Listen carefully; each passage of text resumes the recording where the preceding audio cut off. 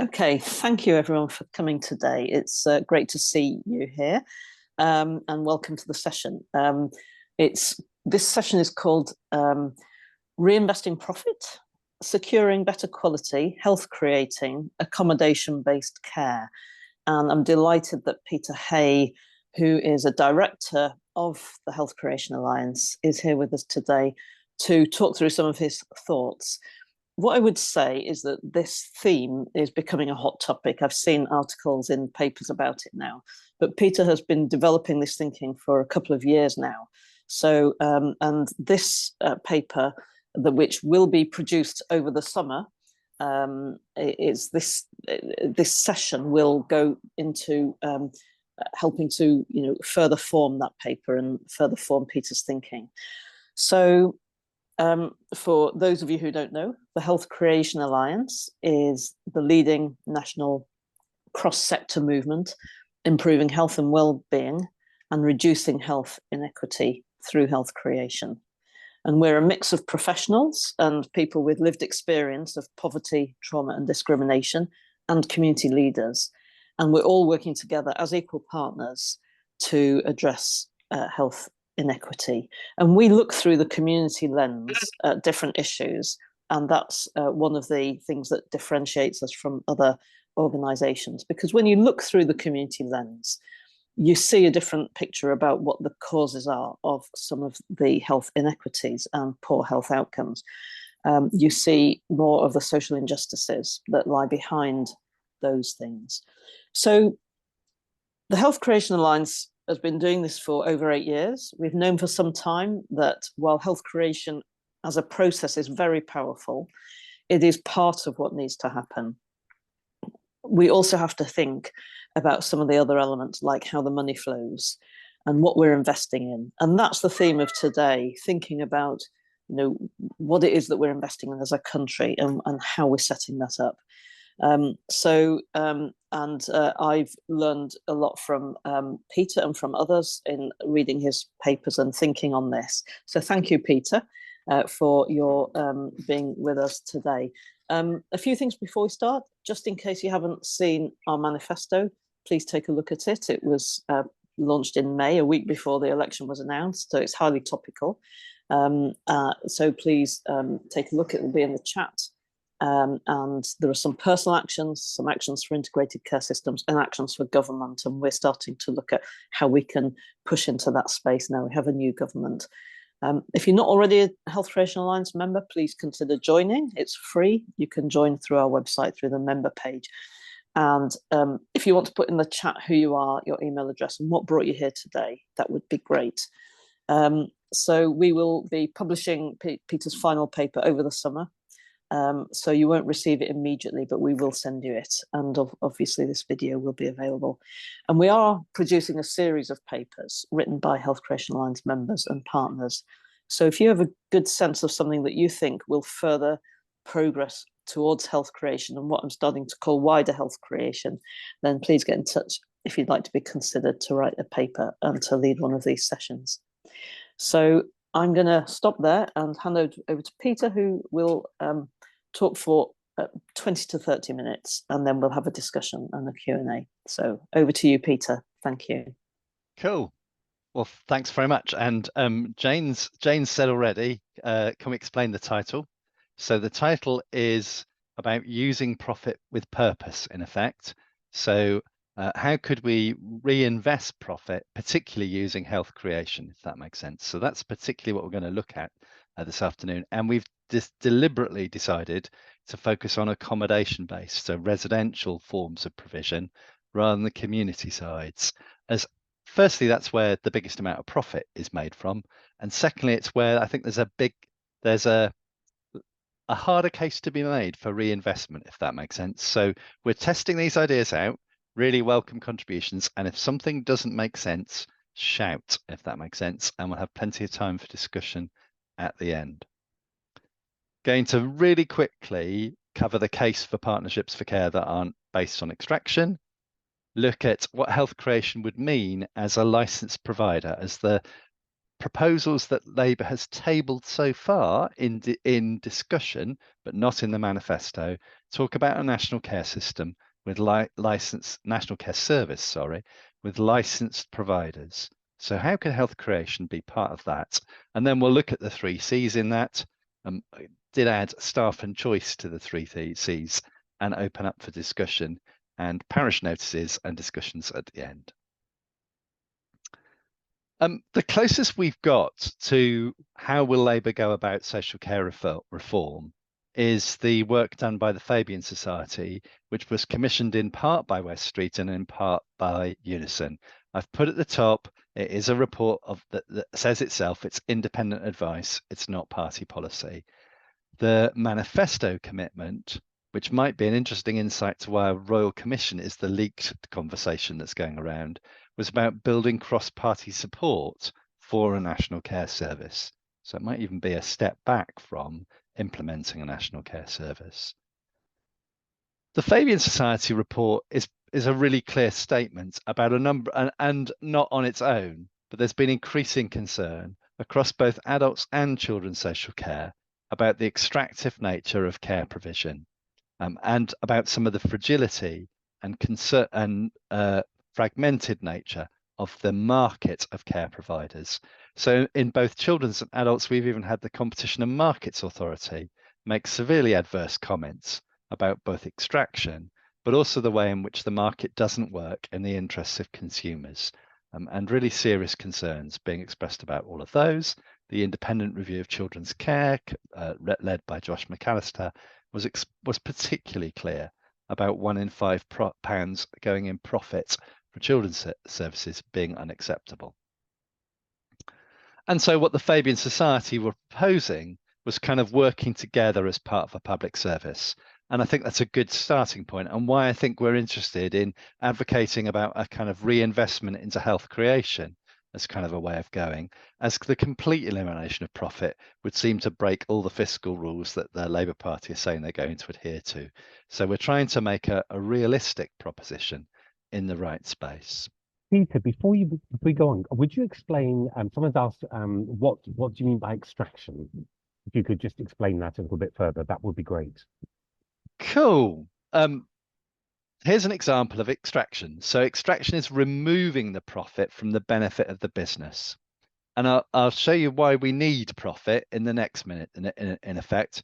But if you need to, particularly residential care, and we're focusing on accommodation, we need residential buildings that are up to scratch, so on and so forth. I've been both a director of social services. When I came to Birmingham, there were 29 care homes for older people.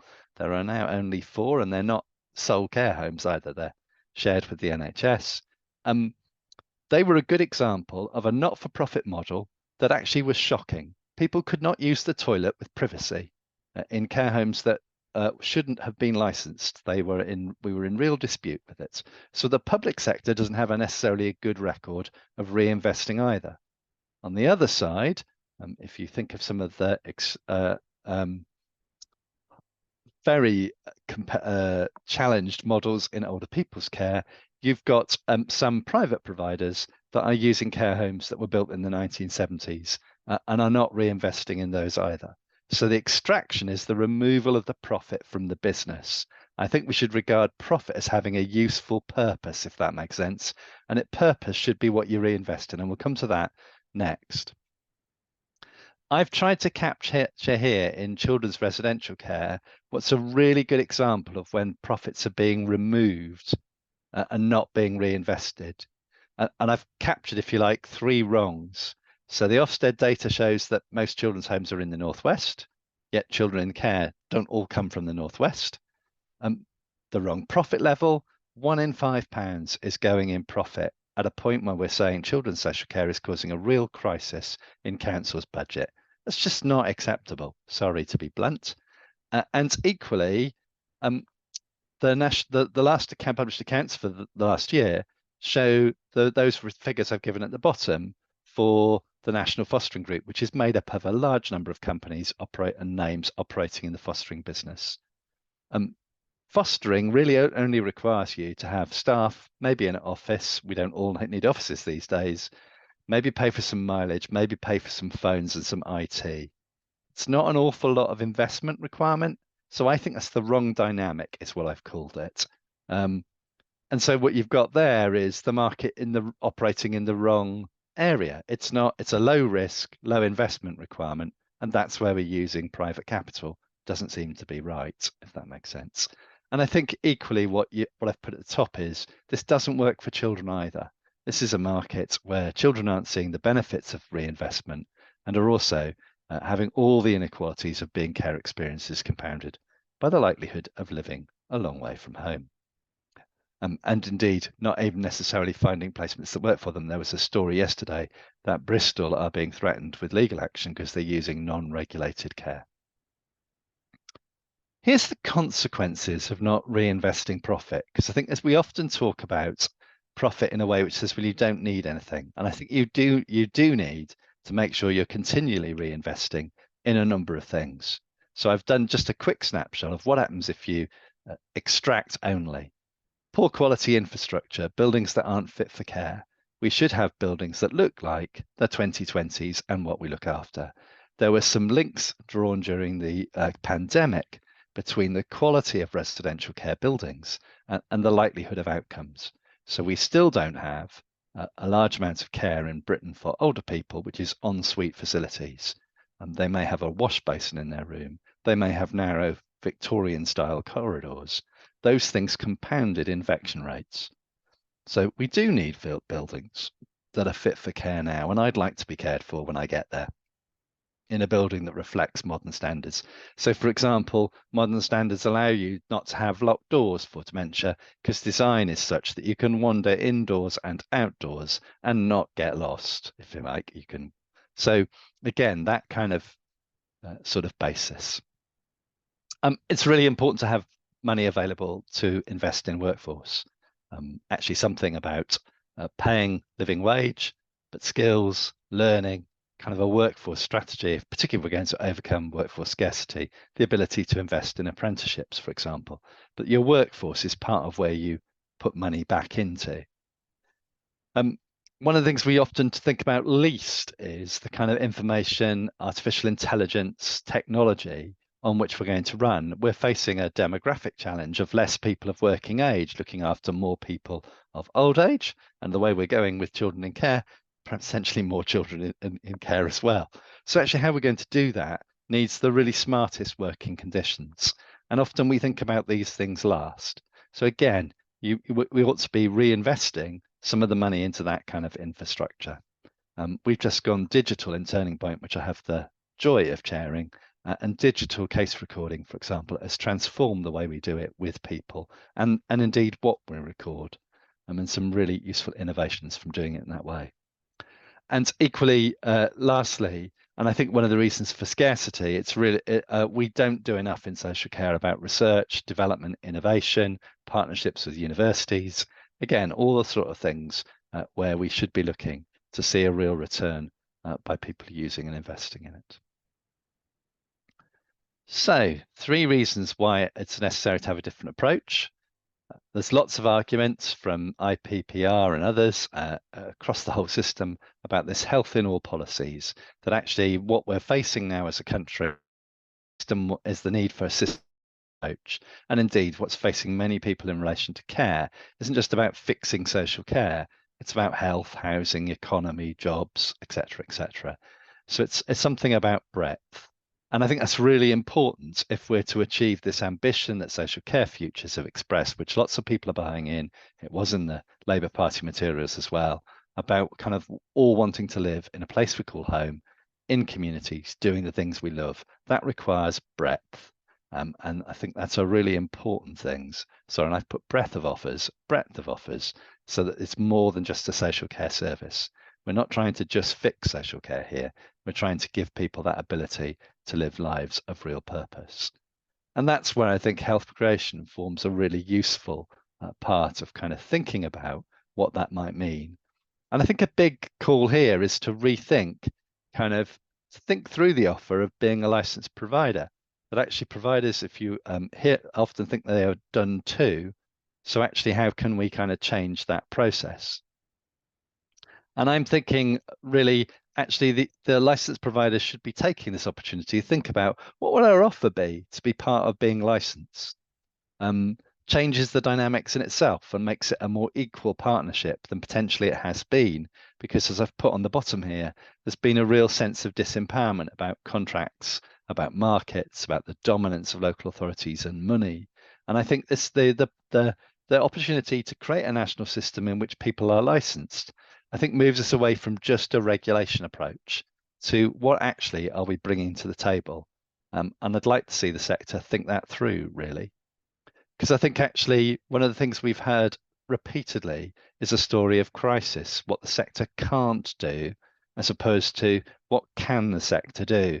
And I think that's particularly important as we're into a debate about economic growth and how the additional investment undoubtedly needed in social care is also part of what we contribute, and indeed what people contribute. That actually, if we're living lives that we want to lead in communities, that's both about kind of a different model of spending money, but it's also about the contribution people bring. Some of the things that people do in voluntary work or purposeful activity are being part of the community, are very different indeed. And something about kind of how we get into a space that can show about relationships and outcomes, rather than just kind of the very limited time horizons we've worked through so far. So taking the 3 C's, I think there's a real important part of health creation, really important part for providers, particularly of residential care, about reconnecting back to empathy that should be central to people that are living away from home. By its very nature, institutional care, for want of a more damaging expression, but let's call it what it is institutional care, is high risk. It will always be part of the offer for some people. And actually underneath the austerity times, in Britain and England in particular, we have seen a gradual reduction in the proportion of older people using residential care. And that has to be good news. And equally seen a change in the use of residential care.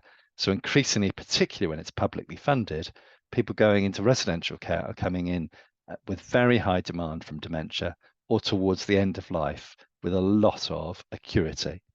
So, but again, how do we care for those people really well?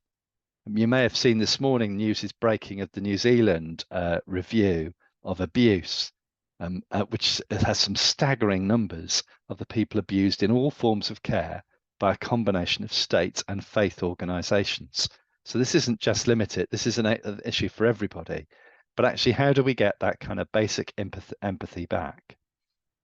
If we look at the work that particularly the University of Birmingham led last year on why are we still in secure accommodation for people with learning disability and mental health, one of the things that kind of came across really strongly is the issue of labelling people and the way in which actually as staff and organisations we attach labels to people and the damage that that does and the stigma that does. So actually connecting is part of going back to some of those basic issues about let's challenge the labels that we put on people. And I've seen and heard how some professionals do that. Ashley John Baptiste, in his super book about his experience about being a looked after child, also says that labels are sometimes non-intentional acts of omission. So he said how he felt labelled because he looked at the photographs on the wall of his foster carer and he wasn't in the photographs. So in that act of omission, he was signalled to be something else. So there's something about how we delight clients, how we delight people, how we improve people's experience, but also how we make that something that people can really trust and be secure about. If you're admitted to residential care because you've severe dementia, you are in the hands of the state, just as we used the notion of a child in trust for children looked after. And there's something about that high trust space that we need to reconnect. And something about how we can use models of care to address health inequity. The current model hasn't done anything to challenge that inequality, and better connections between models of care communities, I think, can do something with that. And even today, the use of residential care, for example, particularly in older people, varies to where you live. Something about control, that actually we are about supporting people to take greater control over their lives. And as I think I've probably made the case rather strongly in the last example, for too many, that's not their reality. So how do we share that control back? How do we co-produce in a kind of real way? One of the things that we've done during my time with Anchor is in 125 care homes, we now have a lifetime system for clocking in and out, which is all on electronics. And we ask you as you leave a simple thing about what you've seen, what you've observed. It means that there's eyes on from every visitor to every care home every day. And in a way, what we're trying to do is start to say, how do we co-produce a safe environment when we know that the people who are being cared in there probably can't contribute to that co-production of a safe environment? So how do we do that in a different way? And I think that's a really, how do we help people receive more care anchored into that place that they can call home in a safe way in which they feel a part of, or in which communities are part of? I think there's a massive issue about confidence. So here's my little superhero. I rather like this picture, but and they were used superbly by, I think, Sefton in a fostering campaign. So there you go. They use something very similar, using kids in care, wearing capes and all the rest of it. But I think there's something about how do we get a framework that is about listening to and supporting people using services and engages the local community. And at the moment, I think what we've got is a care system that doesn't command trust, particularly when you get more and more into it. So actually, how do we kind of think about that so that people are connected to it? And that's, I think, part of the reason why social care hasn't been reformed is we don't want to think about ourselves towards the end of life. And we don't want to think ourselves about ourselves when we might be frail and we might not be in charge of our lives. And what does that look like? So we tend to sweep it under the carpet. That's not a good way of doing things. So how can we create a framework? It's about engaging, listening, and supporting people. We've talked a lot about, there's a lot of concern about the resilience of the care system.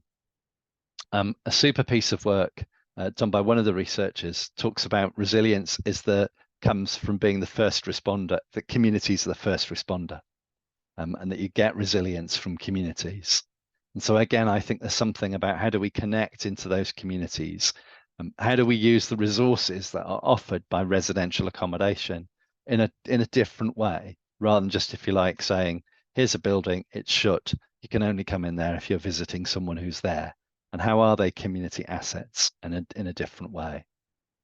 And I think something about how greater transparency offers gains in trust. And we've got to really tackle kind of governance, transparency, trust at a high level. All of these are big topics in their own right. So I'm really glancing over them at speed.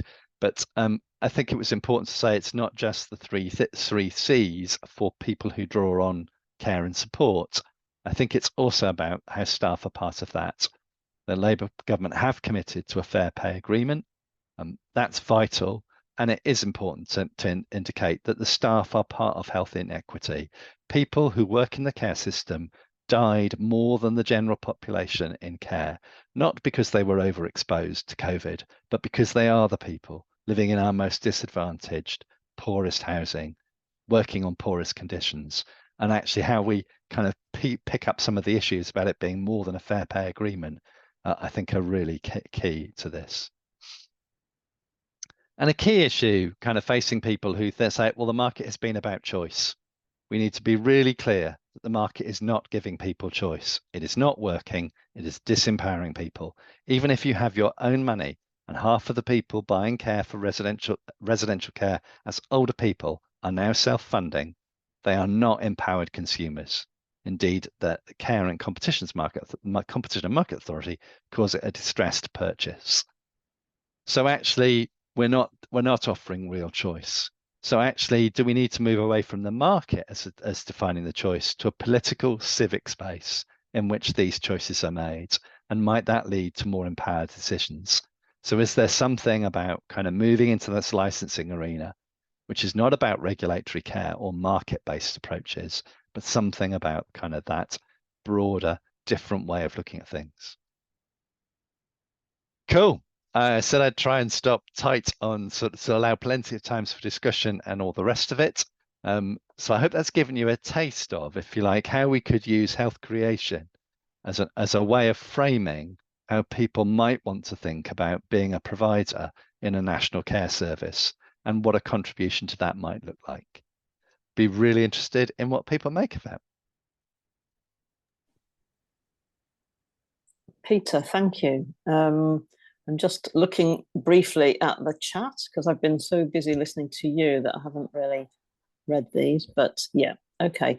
So thank you so much, and really clear, but lots to unpack still in that.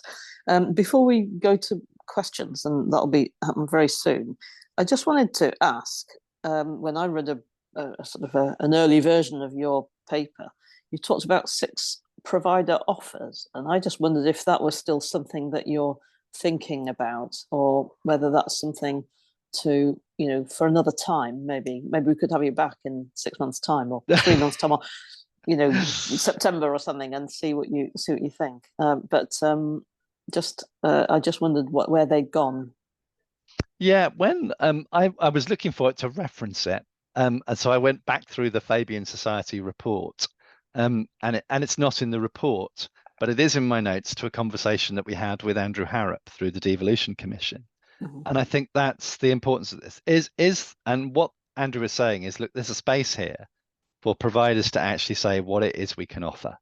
Mm-hmm. And I think that's particularly a space which the not-for-profit providers, or those that reinvest their profit, I mean, Anchor being an example about that, the reason its care homes don't look like the ones I inherited in Birmingham City Council are as it's trying to continually reinvest and develop its care home stock. That makes sense. Mm-hmm. So purposeful profit reinvestment. Mm-hmm. And I think what Andrew was saying is, look, there's a space here, folks, Mm-hmm. to actually set out what licensing looks like. And I would say that I think that's a really powerful space that people need to take hold of in whatever sector, younger people, younger adults, older adults, and specify what it is. And I think that's also something about saying, look, a model based on the market and on regulation isn't going to give you a framework for licensing. And I actually think there's something really quite exciting about providers saying, this is what we could do with it. If that makes sense. Excellent. Okay, well, thank you very much for just saying that. And also, obviously, we had a change in government since that paper, so you've reshaped it. You know, you've slightly filled the current moment, which is great, and I'm looking forward to seeing the final version of that. So now then, questions and comments. I've seen lots of excellent comments, you know, in the chat, or at least one. Yeah. So. And that's quite a lot out of quite a high proportion. So I'll come to Anne first, because you've put your hand up, Anne. Thank you. My question is, I'm a member of Sky co-production team, and I wondered how you envisage including people with lived experience from the very beginning, because if you needed to raise funds to do that, you need to think about that at the very beginning, else you can't really include people. Thank you. Yeah, I think that's a big part of kind of thinking this through, if that makes sense. And I think I think that's one of the things that's particularly about the kind of, I think, the connections between people and how those are hardwired into organizations. And I think that's where we've got to pay particular attention to where things have not been working properly. That makes sense. So if you take New Zealand as an extreme example, it shows that state and faith organizations don't necessarily get their governance right about what's happening to people either. And equally, the American research on private equity shows that those that are using private equity-based things, the driver is the money. So how do we get a driver about what is people's experience of care all the time hardwired into what we do? And that can be everything from people contributing ideas to how to improve things, but also this bit about how is your care delivered to you now, and is it good enough in lifetime, if that makes sense. So I think, how do we really build that in a really serious way? I mean, it's part of the thinking about, it doesn't, is a part of my thinking about the Anchor comments system is we've got in there I can't remember the full number, several thousand people with forms of dementia and frailty that means that they're not able to comment very actively, many of them. If that makes sense. So actually, how do we get eyes on day in, day out to capture that lived experience? Because that's really vital. If that makes sense. Equally, people with strong voices don't always get involved either. And I think this is a big challenge across a range of things in a whole number of sectors, including housing as well as care. But I think that's one of the vital parts of the kind of licensing. And actually, I think that's we're only going to get the confidence if we do something really radically different about involving people.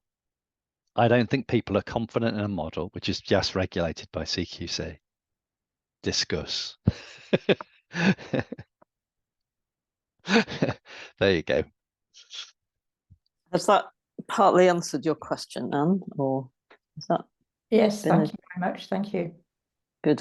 Maybe we'll come back and find out a bit more about what Sky is thinking about this in a moment, but I'll go to Asmina for now. Yeah, really interesting paper. Thank you so much for sharing. During COVID, staff were staying in the care homes. Not all, obviously, some were. And in Japan, they've developed a model where staff and their families stay together with people who are being provided care. What do you think of that model? To me, it really looked very nice, because if the older people were feeling lonely and they were sitting by the table, the children will come and join them and have either a chat or food or whatever. And the carers were upstairs, so they could also come when there was a need. What do you think? I think that's all the sort of. There are lots of ideas around the world. There are some ideas where people housing for students is included in care and housing for older people. So you kind of bridge the two, and they also do some work with the older people as part of kind of keeping rent low, all of that kind of stuff. There are some really good housing schemes, some in this country now, which include kind of links to nurseries or schools, for example. And again, I think this is part of valuing the contribution that people make, if that makes sense. That actually, how do we get affordable childcare? Yep. And actually, how do we do that in a society with kind of more people of older age? I'm working with a county council at the moment where in 10 years' time, 1 in 5 people will be over 75. So actually, how do we do that connectivity? So there's all sorts of ideas in that space. I don't think we're seeing enough kind of the innovation, if that makes sense. And solving the housing problems that are facing the country at the moment requires real imagination and kind of real thought. We live here in Birmingham. If we drive down, and I had some American friends staying with me, so I took them into the Cotswolds, and there's loads of stuff going up, really expensive Cotswold stone stuff, providing housing aimed at being sold to older people, because we, as older people, and I include myself in this nearly now, we have equity, it's invested in our houses, and that's looking after itself. But you could raise the question, is it? Because just building all this stuff in places like Stow-on-the-Wold, where's the workforce going to come from? If all we're building is kind of, £500,000 houses in venues where everything costs £500,000, where's the workforce? Exactly. So I think that shared piece and connection is really, really important. And I think it's a great question and a great example. And so how can we do this to mutual benefit? And I think the debate about the cost of care is almost as if we're extracting lots of money from the economy and from people, rather than how do we put it back and find those joins.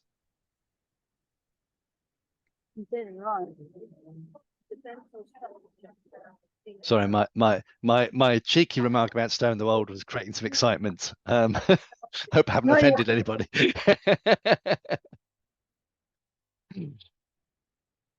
Thanks, Asmina, for asking that question, and or that point, and for Peter as well.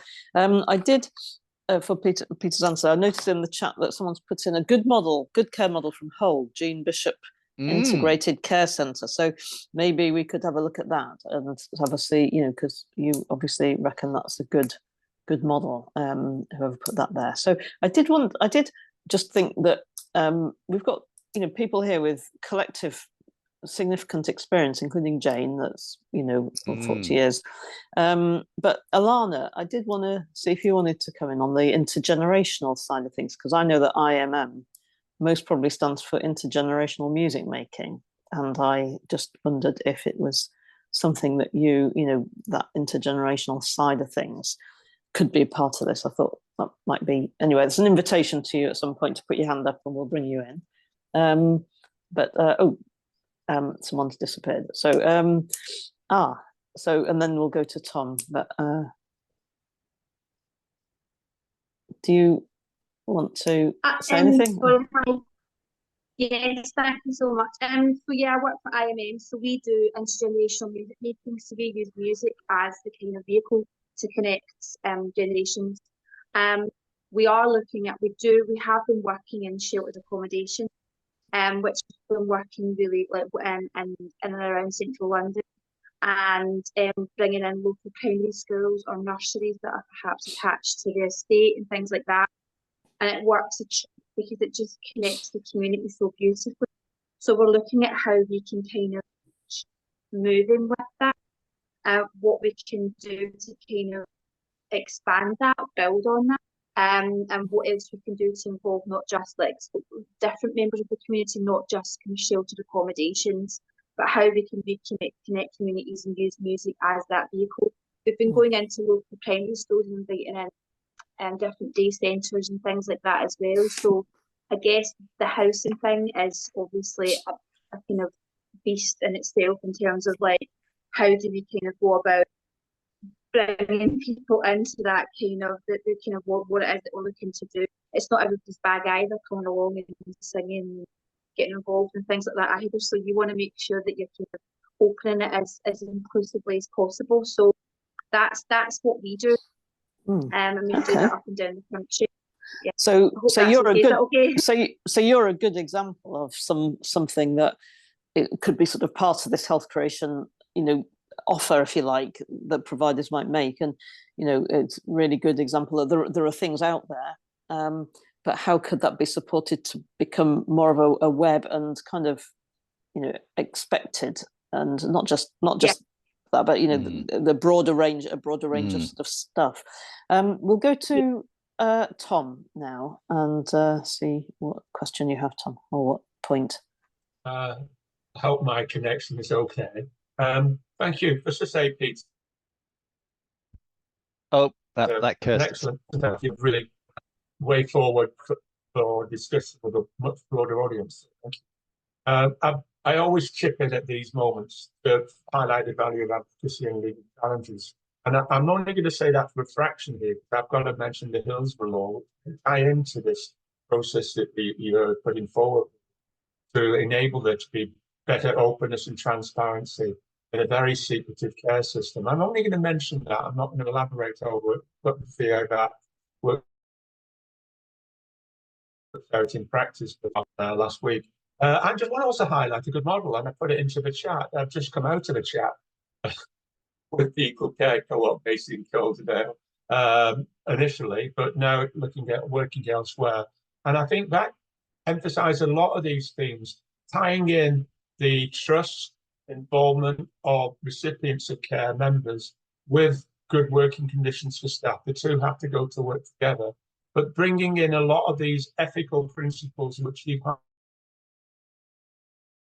highlighted. Well done.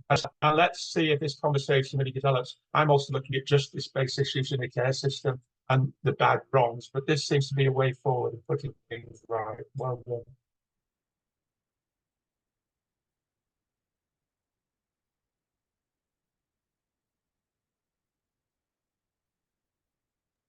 Oh, there we go. I think the point about trust is really interesting, and it also underpins Jane's comments. And I've had some first-hand experience of exactly that issue of watching some very close friends and kind of the issue about the long-term care of their daughter with learning disabilities and how that works. And it comes back, I use the notion that Lord Lamming, he called his report on children a child in trust. I think that's the same for anybody, a person in trust, if that makes sense. And I think, how do we get a care system when parents in the situation like Jane thinking about how can I have absolute confidence in what's going to happen when I'm not here. And it's the same for all of us. If we are one of the 10% that experience really serious frailty in old age, how would we know with confidence that we're going to be cared for properly and well in the way we would wish to be? If that makes sense. So I think that notion of trust, and it's not exclusive to public sector, not-for-profits, or even private sector. All of them can both do trust well or lose trust, if that makes sense. And I think you're absolutely right around the parallel with the Hillsborough Law. There's something too about how do we conduct ourselves in a way that's kind of not only when things are going wrong, but all the time, if that makes sense. But I think there's a real set of issues about that. I've been very touched by the work George Julian has done in following the inquests of younger adults with learning disability and mental health. And it's some of the most heart-wrenching stuff. But also I think what is really interesting is how very quickly we get into a defensive mode, where instead of seeking what has happened and what needs to be put right, basically providers, including third sector big names, lawyer up, we go into inquests and it becomes adversarial and conflictual, and equally people get defensive and we don't get to what's going on until much later on, by which there's absolute conflict. And what does that do to the mental health of everybody involved is a really good kind of learning point. Why are we behaving in this way that just causes further damage? Do you know what I mean? So I think those are really powerful questions. And I think, Tom, how do we take some of the issues that are being debated about a Hillsborough Law and think about those actively and apply some of those concepts? Some really good ideas going into the chat, I think, to help with that. But I think that's not trying to see these things in separation. Oh, the Hillsborough Law is only what happens when you've had a major tragedy. How do you kind of build that into, this is the way we behave, this is how we face things, and how do we kind of think that through? Thank you, Peter. That's excellent. I just want to say a couple of things about sort of going back to health creation, and the transparency word is part of the truth telling. Those of you that are familiar with the framework, you'll know we have 3 C's: connecting to gain confidence, to gain control, and also 6 features of health creating practices: listening and responding, truth telling. And actually that's the transparency piece, the openness piece, the piece that is about the foundation for trust building. So it's all encapsulated within that. And of course, strength focus, self-organizing, reciprocity is the 5th, and power shifting, power sharing. So there's some elements there to think through how they apply into the space. But what I was going to just bounce off Peter and say, the values side of this, we realized quite a few years ago that Health Creation Alliance had to adopt these as values because it had to drive all our behaviors. And if we didn't do that, we would lack credibility in terms of saying these things publicly. So we're very careful, who we work with and all of that, because we need to build out from those values and make sure we keep on pushing that. But going to just another point, I'm just struck today with this. Lived experience, we say, needs to drive everything, from a position of lived experience, looking through the community lens, the reality from that position. But I'm really struck that, how could we have both the lived experience and the models shaped in the right way to both drive the right outcomes, to both drive health creation? And obviously there's something there about co-producing the models with people, but could we suggest to government that they need the right models for all of these things that help to make that health in all policies, or to make health in all models, health creation in all models? Could we work on that a bit? The Health Creation Alliance is currently doing a piece of work for a group of tenants that are being supported. This is tenants of social housing now that are being supported by 1 or 2 landlords and groups like Shelter and TPAS, that's the Tenant Participation Advisory Service, etc. And we're doing a piece of work to fashion some options for a national tenant voice. We're talking about an unmediated national tenant voice, because there are panels all over the place of tenants, but they're then mediated somehow. There's a middleman get in the way. And what we're finding is, it's a really interesting piece of work. It's a gap in the architecture, and we're hoping to shape and fill that.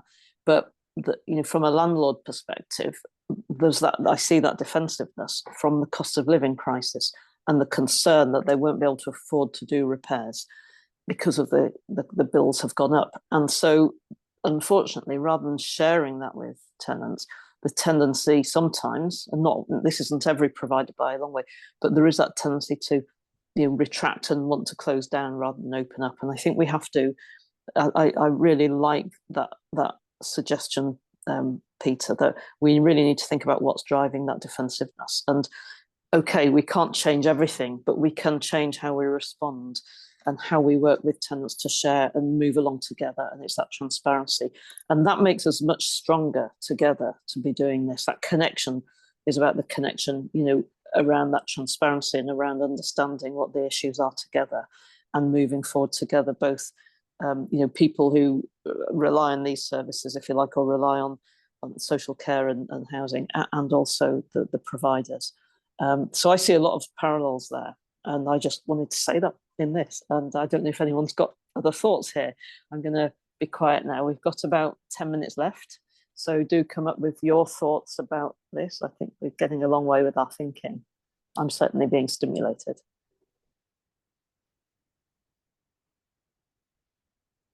Do we have anything coming through the chat? John Pring, here we are, Jane Cotton. So what could the starting point from now, both within communities and higher up politically? What could the starting point be? Have I just mentioned the starting point with the national tenant voice? Perhaps, but that's others for others to say. And there's something about a new care model here. Has anyone got any thoughts about any of these elements?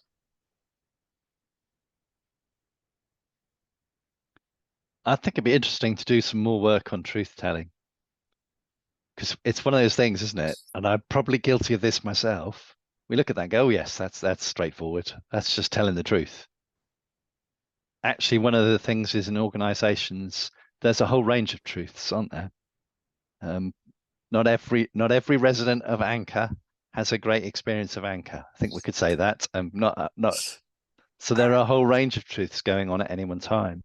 And actually what we've got to be comfortable with is that range and some of the discomfort that comes. And I think it's a bit typical we can see it in things like the Post Office inquiry, isn't it? Boards want to believe what they think the world is like, rather than that range of opinion about what's actually going on in people's lives and experiences. And I think there's something about really trying to articulate that. Perhaps sits a bit with the Hillsborough Law point. What is it that makes for good truth telling? And I say that includes, this might be a good organization, but it has patches where we need to do an awful lot better, if that makes sense. And how do we have those conversations, particularly in a world where we're used to seeing one word regulation? You're either good or you're inadequate. Actually, organizations can be both at once, and people's experiences can range across all of those. And how do we get that? And actually, I want to be in an organization that knows which bits it needs to improve, not sitting there saying, oh, we're brilliant, or one word, outstanding. We're outstanding, so therefore we haven't got anything wrong. Just discuss. So I think that's maybe something we need to do more work about. Actually, how are these things not just two words that we think everyone understands, but have a whole range of complex behaviors? He says. Yeah, I think you're absolutely right. I mean, there's value in sort of distilling all of this down to, a language and a set of words, but then there's a job to do to then think, what does that mean in this context, and how can we keep it live? The framework is really powerful, but only if we can apply it in lots of places, and we do that at Health Creation Alliance in the work we do locally, but not necessarily sort of publishing that nationally. So we probably should. Lovely. We've got Jane, and then there's two Janes. So I'm going to go to Jane Cotton first because your hand is consistently up, and then Jane McGlone. So Jane Cotton first. One of the things, I mean, I asked the question about where we start. we have to start from here and move forward somehow. One of the things that I would like to see are some fairly substantial changes in planning laws around a lot of things, but specifically looking at the populations, and if people are building, somebody mentioned the £5 million houses thing. I'm in Settle.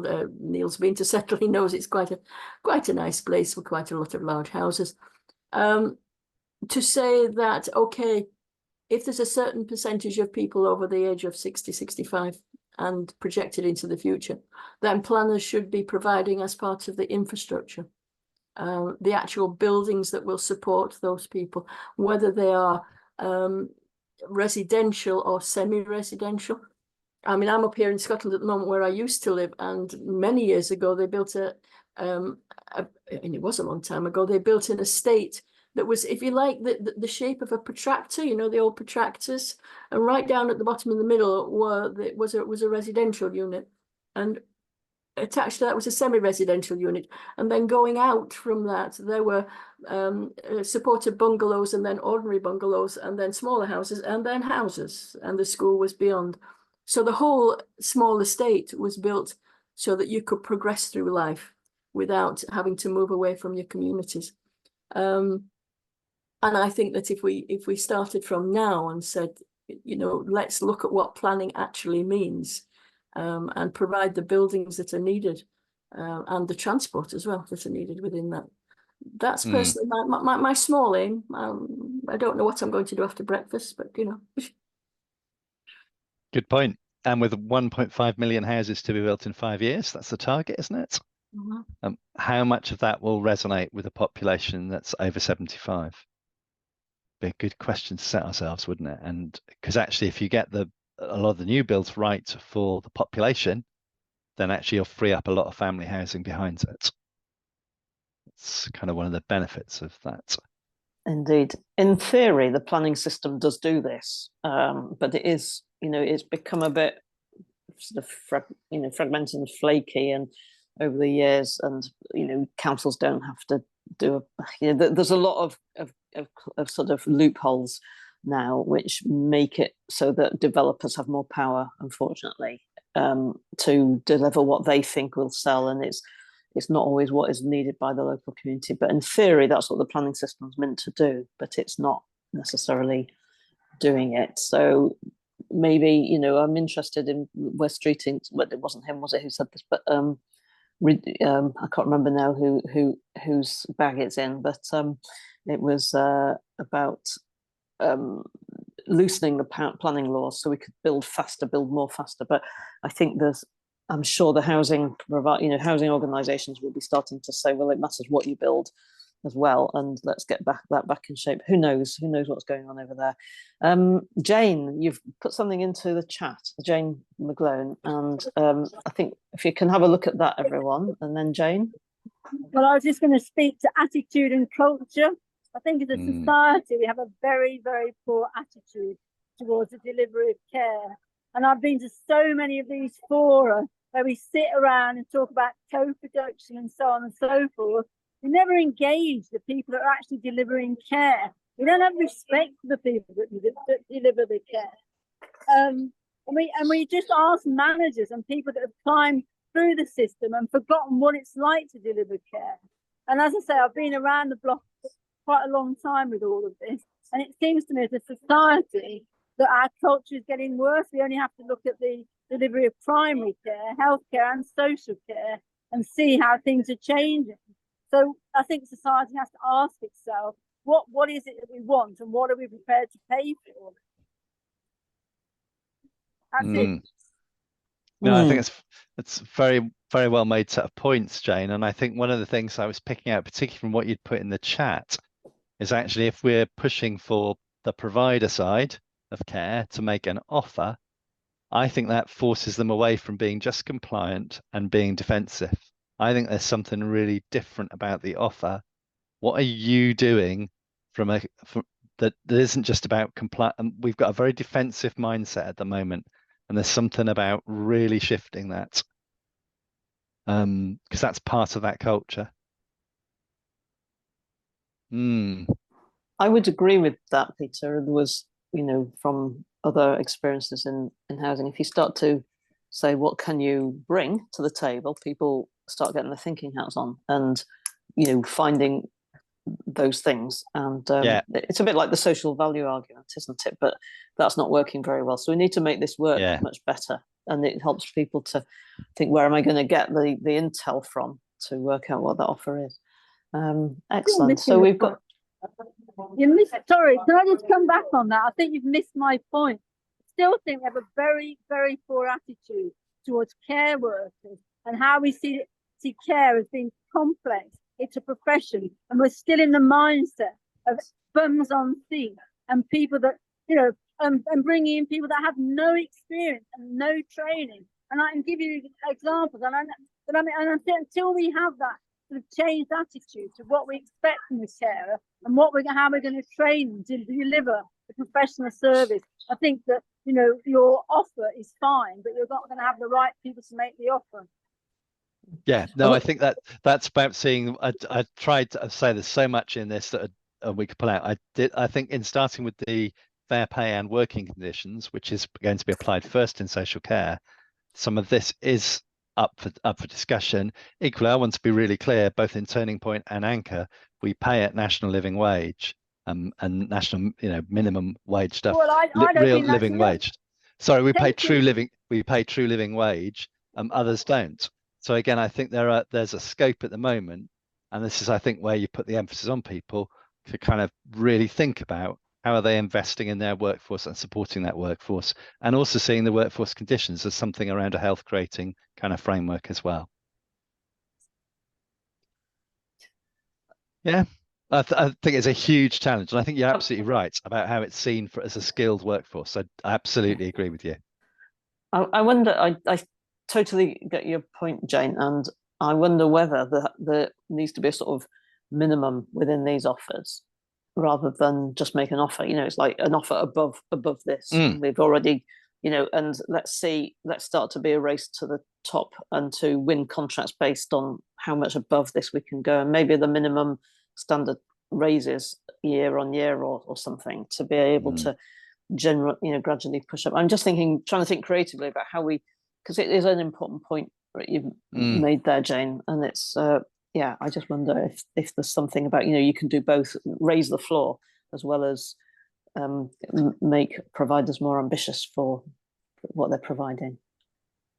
Well, make caring into an attractive profession.